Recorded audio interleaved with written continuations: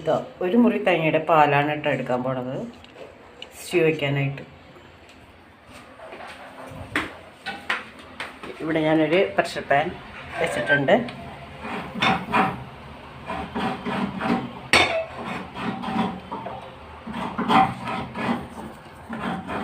അതിലേക്ക് നമുക്ക് ഒരു ടേബിൾ സ്പൂൺ വെളിച്ചെണ്ണ ഒഴിക്കാം.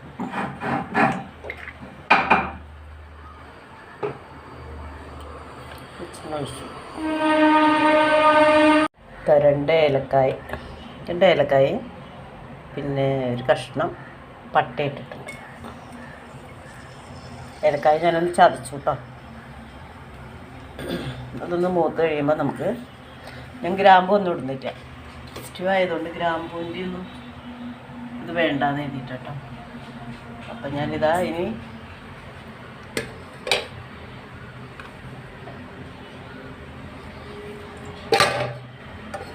അതൊന്ന് മൂത്ത് വന്നു കഴിഞ്ഞാൽ മൂത്ത് മണം വരുന്നുണ്ട് കേട്ടോ. നുള്ള പെരിഞ്ചീരകം കൂടി ഇട്ടിട്ടുണ്ട് കേട്ടോ. ഞാൻ അവിടെ കിടക്കണതിൽ ഇനി ഞാൻ ഈ സവാള അരിഞ്ഞതും ഇതെന്താ ഇതിലേക്ക് ഇടാൻ പോവാണ്. പോവോ താഴേക്ക് പോവോ.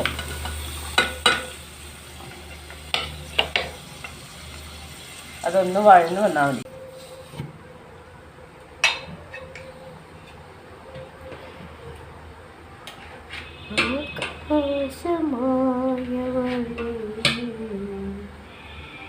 പകലേ പറന്നവളെ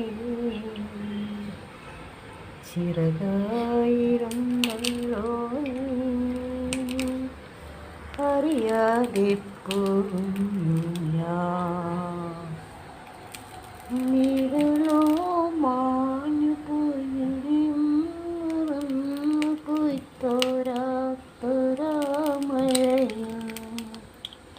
ചൂട്ടുമകം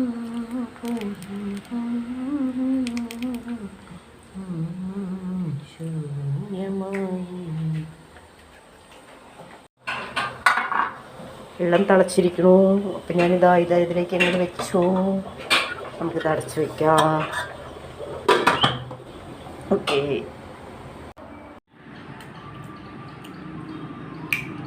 കൊള്ളാം, നന്നായിട്ടുണ്ട്. ഈ ഇത്തിരിയും കൂടി തേങ്ങാപ്പാലുണ്ടായിരുന്നെങ്കിൽ നന്നായിരുന്നു. അത് ഒപ്പിക്കാം.